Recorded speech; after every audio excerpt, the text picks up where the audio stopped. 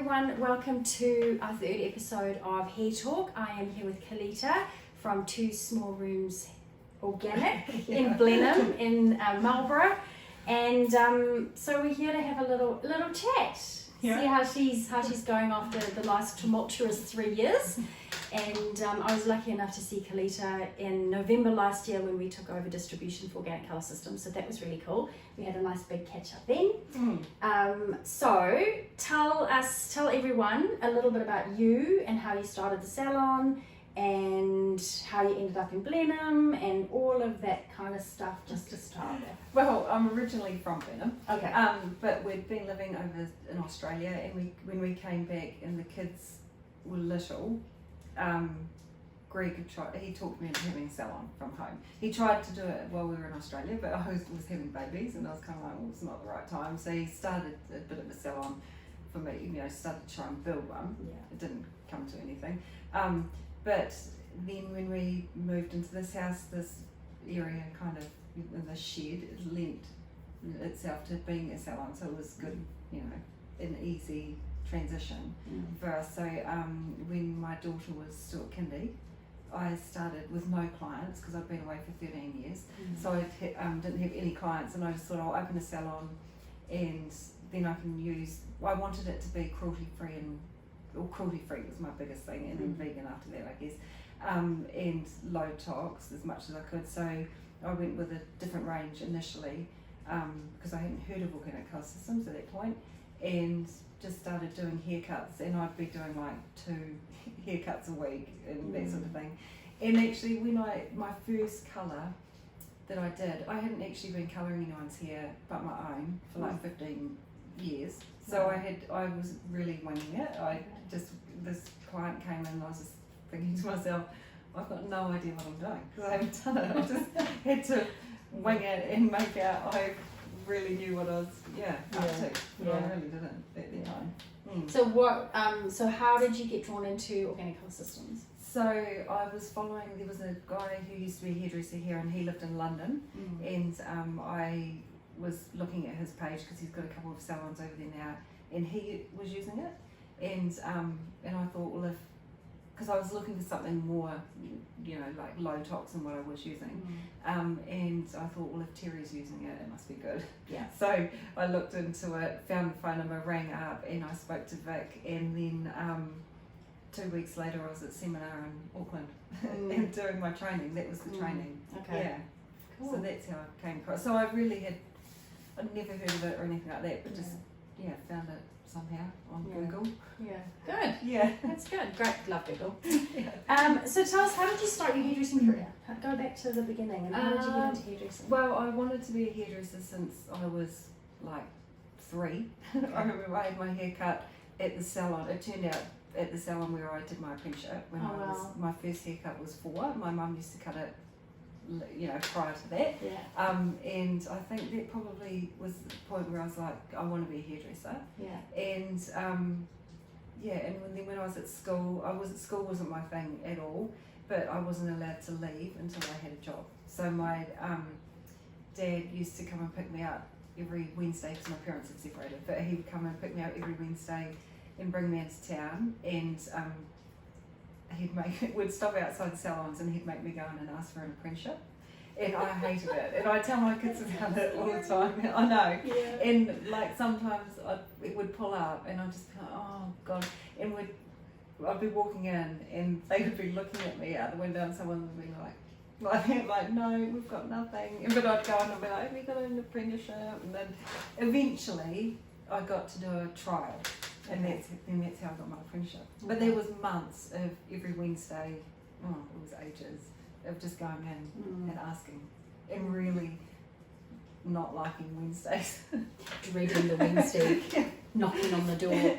Yes. But imagine kids doing that now. I think, I've got a business as well, and I think the people or the apprentices that stand out, or people who are looking for jobs that stand out, are those ones who have the courage to knock on a door and say, hey, this is who I am. I know, and that's what I say to my 17-year-old now. He wants to, he's applying for jobs, but he won't go in. And I'm like, you've got to go in because they're going to see you and they'll be like, he's the one, because he's like determined.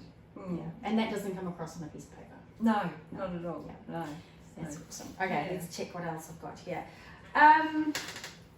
How has hairdressing changed for you over the last few years?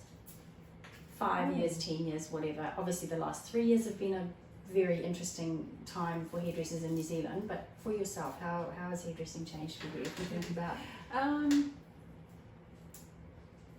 Well, it changed when I first opened up. Like, I was just another salon, because there's a lot of salons in Blenheim, and a lot of home ones as well. And I was just a salon at that point, but it wasn't until I changed to organic colour systems. And I actually, after the seminar, it took me a year before I plucked up the courage to actually do it. So I left there all, like thinking, I'm going to do this, and I want to have a salon in town, and have staff and everything like that. And then I came back, and then I started to talk myself out of it, like saying Blenheim's too small, no one will be into it, it's too conservative, and all that kind of thing. But when I changed over, that was more of an impact for my business than actually just being another salon. So, yeah, I guess that changed for me, and being the only organic, or offering organic in Marlborough. Having that niche little market, Yeah. Which I think is so important when you have a little business. Yeah. Big business, little business, doesn't really matter. Yeah. It's having that niche market and having something different to offer. Yeah. Yeah. And I've been through the phases, like I wanted to have salon in town. I really believe it would work well here and to have a big salon, but then that next move was too scary for me. Yeah. And having staff and everything like that. Yeah. And probably as it turned out, it probably wasn't, and even I looked into Christchurch at one point, just before Vic went, because I spoke to her about it, looked at opening a salon down there, Yeah. but then we were going to be living here, and it was kind of like, well, that's not going to work, because once I've worked out I don't live there. Yeah. Probably, Yeah. Too hard. Too yeah. hard. And I'd be travelling there all Yeah. the time and it'd just be crazy. So how do you feel Organic Colour Systems fits into your hairdressing world at the moment, into your lifestyle and all that? Is it just the organic side of it, or is there a bit more to it, or I think, what do you love about it? Not necessarily just the products, but yeah, I think if I'm entirely honest about it, I think I'm more patient, like the products and the ingredients and all that kind of thing interests me more than the hairdressing side of it. Yeah, well, yeah. Like I just do that, but then having said that, if I was in a salon with other people, I would feed off that, because I love it, seminar and everything, I always come back feeling, and training, feeling really inspired. So I think just because it's me, that probably changes it a little bit, but yeah. So do you think, there are a lot in our community, there's lots of little one-man bands, and do you think, and I say little one-man bands, there's some very big people who work on their own, having a community like we have and being able to reach out to them is really important? Yeah. If you could, if you wanted to? Yeah. Yeah. I do. And the and just, the support from, the training things, I really enjoyed them. Yeah. Because well, you did come to lots of online stuff, which was awesome. Yeah. So I do enjoy that sort of stuff, and it helps you, especially when you're just by yourself. Yeah. But I do, the products and that sort of interests me quite a lot. Okay, so tell us, because I know there's a little bit of other stuff that you do. So you were working on potentially a skincare line or something. Oh, so well, tell us a bit about that. A range of products, which I've been thinking about for years, and then putting it off, and I still haven't fully done it, but I've done it already. But you've started. I mean, I've seen stuff that you've been doing. But so so I wanted to do a range for teenage boys that was like smelt like Lynx, or that kind of fragrance, but was non-toxic. So it had it smelled good, but it wasn't like Lynx, so they could, and I wanted to do like shower gels and deodorants and all that kind of thing. So I did look into having that done by a company to manufacture it, but it was like insanely expensive, and they weren't really transparent and honest with me about the costs and everything like that. And they tried to talk me out of organic, and they were trying to slip in synthetics that I didn't like and that kind of thing, because I think they didn't know they thought I didn't know anything about ingredients, but I did You because I've do. been researching it. Yeah. And then so I decided that it would be better for me to study and learn to formulate myself, so I could formulate the products, and do it myself. So I joined Formula Botanica, which is organic skin care and hair care. You can do a diploma based in England. I think they're in London. So I did that, and I am on the final project of my skincare formulation, but I'm procrastinating about actually doing it. Wow. I've just come to a standstill, and I'm like. So what would inspire you to get it done? Well, I want to get it. I need to get it done because, I don't know. But I am seeing other people who started after me on the course who have graduated and they've just done it, and I'm just like, I've got to do it before too many of them get there. Yeah. But I'd like to get this particular product. So possibly may have changed now. I'm not sure because it is becoming a bit more of a saturated market, especially the teen range. Okay. So many have come out Yeah. since lockdown. People must have been in lockdown just thinking of all these things and doing it. Yeah. But a lot of them are not actually formulated by them. They've outsourced it, or they've got white label from Australia. It must be, because I can tell by the ingredients in the products. And so now my final project formulation is for a barrier hand cream for hairdressers. So God, you could make a fortune in that. so hopefully if I pass with it, Yeah. then it's like, well, this formulation's good, so I can just. If you need models, I've got hairdressers I know. Oh really? Yeah. Well, yes, yeah. So I've got that. So I've done a Stunning few. hands. I've done a few. What am I'm trying to think? Like formulations. I've got it onto a few. I'm onto my 8th sample at the moment. I'm just trying to get it so it's not. It just the texture doesn't feel so greasy. But I guess for a barrier, it has to be. And what about helping? Because that's a big thing. How hairdressers come into using a more natural brand in the salon, having sensitive skin, hands. I had an apprentice that really struggled. Another lady I'm working with at the moment, her hands as well has started flaring up. And never had a problem ever. So have you thought about looking at specifically for hairdressers with dermatitis on their hands that is designed? Yeah, That's just come into my head. Yeah. To see that. Sorry.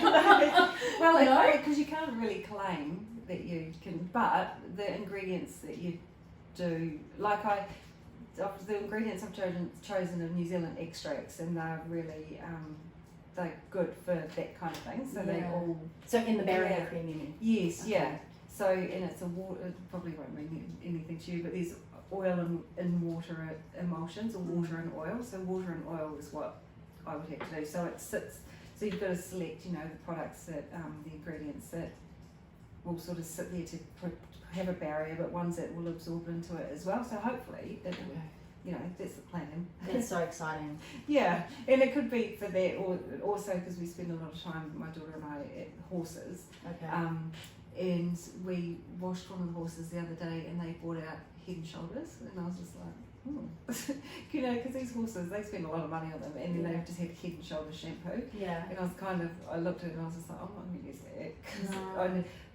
that. I did use it, but my hands after that just felt terrible. It was just like, so dry.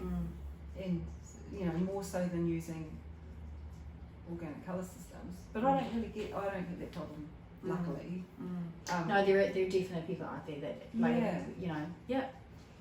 So I used to awesome. when I was an apprentice, but we had that barrier cream you sprayed on. So I did think about something like that, but it has to be an emulsion. So so if it passes, so that's why I need to do it. I'm just going to start procrastinating. And I can tell you, if this video goes up, people go, I want some, send it, we want it today, do it. Stop procrastinating, Lisa. No.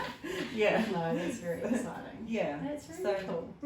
Yeah. So I've kind of veered off for a little bit. Yeah. Maybe one day, I don't know. Or I could, use those things to work in a lab or something, doing formulating or that kind of thing. Yeah. Okay. Branching out. Let's see. Okay, so hobbies and interests we've definitely covered. What do you do? Is there anything else that you do outside of hair and kids and horses? Obviously, what do you do with horses? How does My daughter rides. Okay. I used to ride. I started a little bit. Oh well, yes. I started lessons, but my shoulder's a bit dodgy, and I use that as an excuse because it's quite hard work. Do you ride? No. Oh. Yeah. Love them, beautiful animals. Don't get on them very often. Well, yeah. When the first time I went for a lesson, it was quite full on. And I was like, oh man, I don't know if I can do this. But so she loves it. She's passionate. So we just, so she does it. No, I just help, groom and muck out and all that kind of thing. So that we spend a lot of time out there. And I have done a Reiki. I did my Reiki one not long ago. So, and when I did that and during the self-healing 21 days that we had doing Reiki on myself, I thought then that I felt drawn to animals. So my whole life I've kind of wanted to do something with animals, but I couldn't be a vet or anything like that, and I couldn't work with them where it was too upsetting. So and I think now I've found what I can do. So I'm working on doing, I'd like to become a Reiki master and do so, and help people as well, but more drawn towards animals. So Reiki, animals and... and I've been doing recently, because I've been doing work, I go online and find master classes and I do things like that, but I've just finished, not finished, I'm halfway through a course on animal communication. Wow, you're fascinating. So I'm actually surprised because the first day that the course started, there's 10 of us in the class, and I was sitting there just thinking, I feel like such a fraud. Or not a fraud. I was thinking, I hope I can get this because all these people are really into it. But I actually can communicate with animals. But I'm quite surprised at how easy. Yes. Well, but you've just got to trust your instincts trust your intuition. Like if something comes to you, you've got to not question it. Just go with it. Yeah, and it's when you tell the people, the owners or whatever, like things will come to me and I write it down and then I send it to them, and because these are just people that I'm practicing on, and it means nothing to me, and I'm just like, I hope it means something. And I send it, and then they're like, wow, and they'll come back with stuff that confirms that it's right. That's amazing. Yeah, so that's I thought, so cool. Yeah, so I was thinking that could be a side hustle to Reiki and communicating with animals. And I'll tell you, that's one of the things I love about this community. There are all these, you sitting here in Blenheim and you have all these amazing little gifts hidden away, and it's like, come on, you've got to get it out there and fill your cup up every day. Yes, and I have lots of, because my brain's just like I was saying, is constantly going with all sorts of different things. Yeah. But it keeps me occupied. So, I've no chance to get bored. No, exactly. Yeah. So I'm always thinking about different things that I can do. But so I do, and I guess being around the horses, that was the other thing. Well, after I'd done my Reiki course, I was telling Marley's instructor about it, and she said, oh, that's really cool, and I was like, yeah, and I'm going to do it on horses and dogs. But it just came out of my mouth. I didn't even think about it, and I was just like, oh, now I'm going to have to do that, because she's you've committed to it, you've said it. Yes. I was like, oh, maybe I am doing it on horses and dogs. So that's how it kind of, Oh, that's so cool. Right, so last few little things. Do you have any favourite books or podcasts or anything that you have given you inspiration in your life or recently or in the past that you would love to share? If one person could read 1 or 2 books, be the best books you've ever read, what would you recommend? Well, actually years ago I read Don't Sweat the Small Stuff. Okay. And have you read that? I have not read that. I'm going to write that one down. Yeah, and I lived, but then that was pre-children and all that kind of thing. But and it was just before I was going overseas to do my OE. But that book changed my whole perspective on everything, and I really didn't sweat the small stuff, and and everything changed me. It was quite cool. Obviously now I need to revisit it. Yeah. But that was one book in my life that I'd probably say that stands out. Don't sweat the small stuff. Yeah. Remember the author? No, I don't. I used to have it here for clients to read. I can't remember the author. No. I'll find it. I'll But put it yeah, up in the everyone, notes. lots Yeah, of people have read it. cool. Yeah. I've actually not heard of it. Yeah. Cool. It's And do you listen to podcasts or anything like that? no, Not I really. don't. I Okay. I would like to, Yeah. but I don't know. It's finding the right ones, I think, as well. Yeah. Yeah. Yeah. That speak to you. Yes. Is there anything else you want to share with our lovely viewers today? Oh. No. What about inspiration from hairdressers who have struggled through COVID and kind of got to the end of it? Is there anything you want to? I don't really want to bring up COVID, but Yeah. you know, getting through that hard stuff and still keeping going. Well, I think through that time, I guess, like I did change.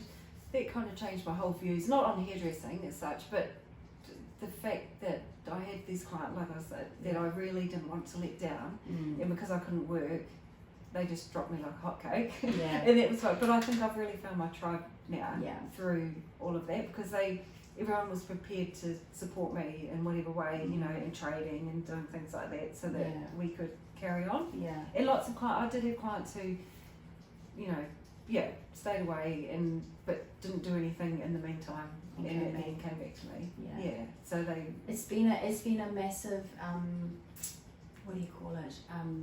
Trust in human. What's the word? Oh, I had on the tip of my tongue. Trust in human connectivity. I can't think of the word I was going to say. But where they faith in humanity, really, because there are still people who will do the right thing, and you know, Yeah, it's and actually, I guess that whole thing is what's made me realise not to have, you know, to have fingers and pies, not to just rely solely on that thing. Yeah, so that's what I guess has made me branch out and think I'm going to do, you know, or upskill and get lots of skills and do things. Like I've even thought recently that maybe I'll go and get my heavy trades license. Okay. You know, if I had to drive trucks, like because in Harvest here, they're always wanting truck drivers. So I'm like, well, I could take 6 weeks out and do truck driving, because it's really, you know, and just to have different other things. Yeah, so I don't just rely solely on that, and trying to make a passive income from something else. Yeah. Yeah, I think that a lot of people have realised that having all your eggs in one basket is really dangerous. Yeah, because it can be whooped out from under you very, very quickly.